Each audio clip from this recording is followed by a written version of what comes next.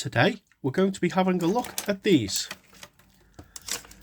A set of micro bulb Christmas lights. These were the precursor to LED lights, even though they did exist before. This set is not salvageable, but we're going to have a quick look at it because I still think they're quite interesting.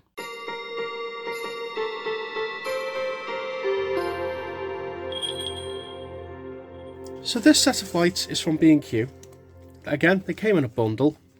Sundial lighting.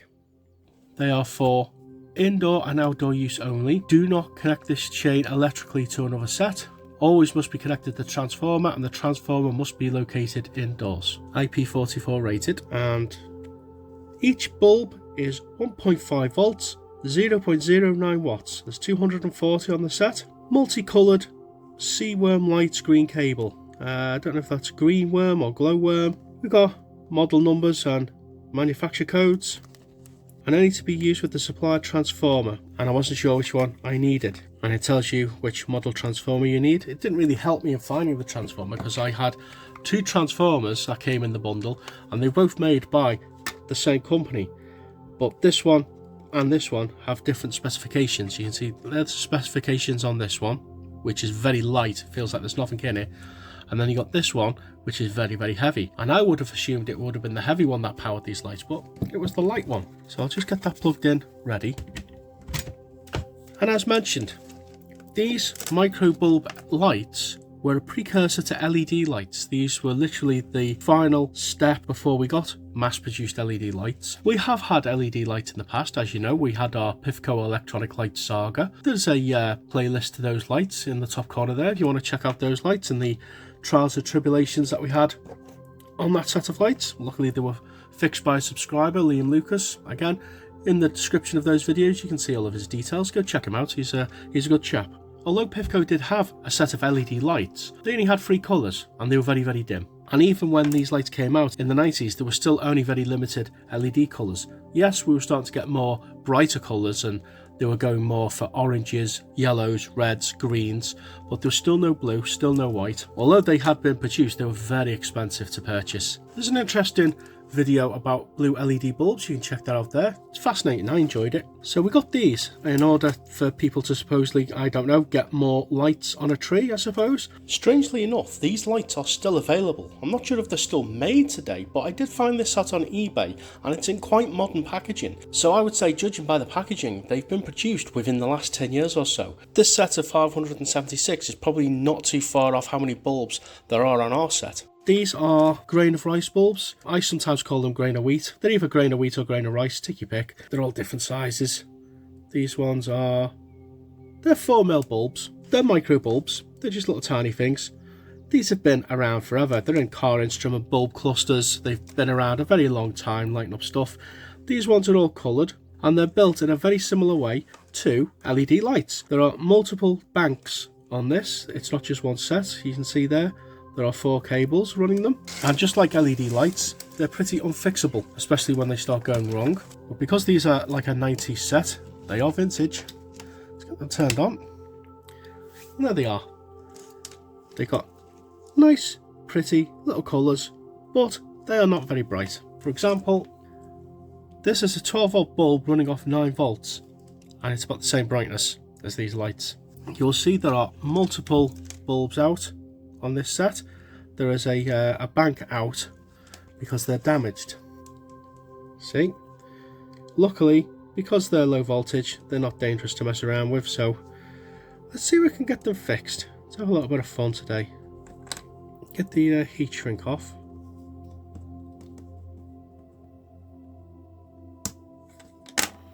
It's a very good heat shrink.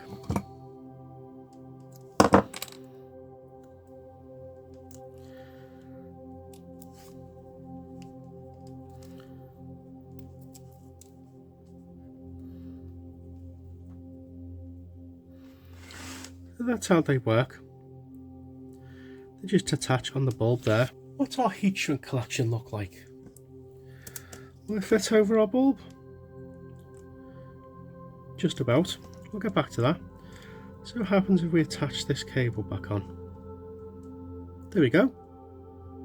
That whole bank comes back on again. Right, that's it. We're fixing them. Soldering iron's coming out.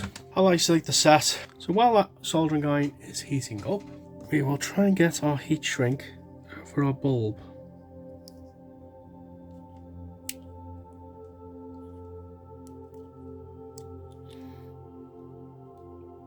It doesn't want to go, so got this thicker black heat shrink. We'll use that instead. So we need to make sure that our heat shrink is on and in place. I will just unbraid this a little bit, and then we've got our little separator which goes in there, but we'll put that on last. Just put a little bit of flux on that. Don't need a lot. I wasn't expecting this to turn into a repair video with a set of lights I wasn't really bothered about, but they're quite an interesting set of lights. Because we found the issue with them, I think they're worth repairing. They might be handy on a garland outside. Although I say the bulbs are not replaceable, if you can be bothered they are. At least the specifications for them are listed. They're only 1.5 volt bulbs. I'm pretty sure you can still get them. Give the soldering iron tip a bit of a clean. This is a Temu special. It does the job. Okay. A little bit of solder on there. And we're going to need our helping hands. So like that. We've got our cable.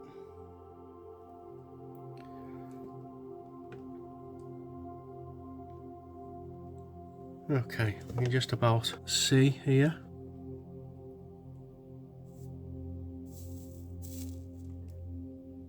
And that's it. Doesn't need much.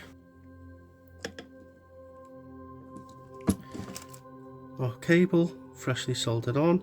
Got our separator that sits in there. Put that in there like that.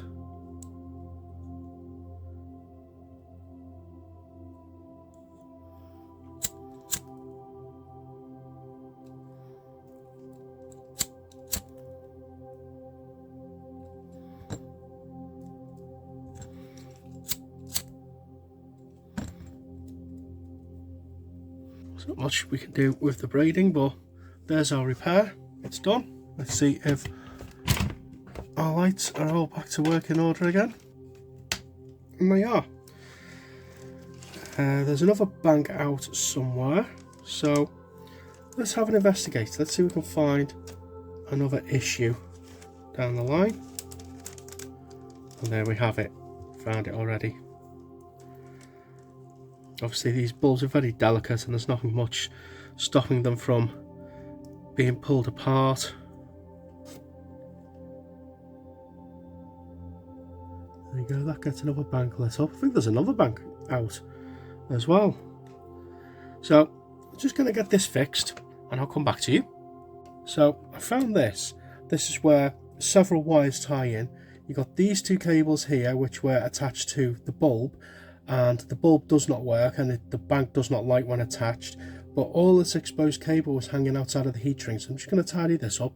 Okay, I've done several more repairs. I've repaired that bulb I just showed you, and I had to do this to a couple because there was a couple of broken bulbs.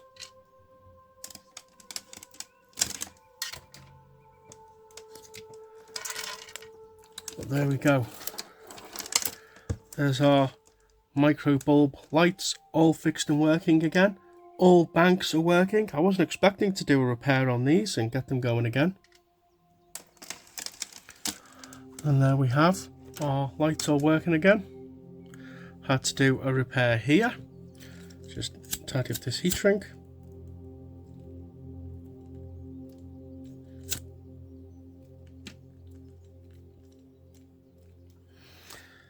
Where there was a broken bulb. I had a couple of broken bulbs on this set, but they're all working again. And weirdly enough, they are now brighter than when they were before. Repairing the banks and getting them working again makes the lights brighter. If somebody can explain how that works by making more bulbs light up, it gets brighter again, let us know in the comments below. But again, they are very pretty.